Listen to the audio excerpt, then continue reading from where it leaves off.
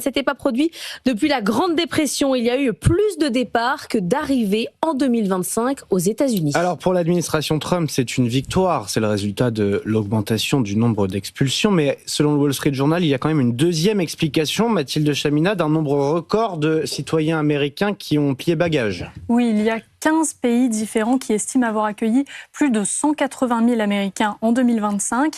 En tête, le Mexique avec au total plus d'1,5 million d'Américains résidents, le Royaume-Uni avec 325 000 personnes ou le Canada avec 250 000 personnes.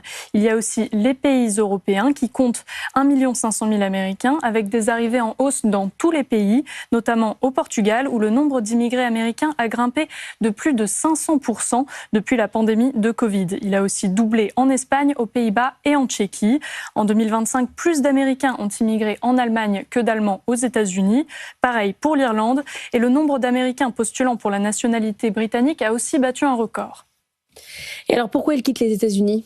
Il y a un effet Donald Trump, puisque ces émigrations se sont accélérées depuis le début de son deuxième mandat, mais il s'agit aussi d'une tendance de plus long terme liée au coût de la vie très élevé aux États-Unis. Et comme les salaires américains sont plus élevés qu'en Europe, au Mexique ou en Asie, un Américain peut largement augmenter sa qualité de vie en émigrant.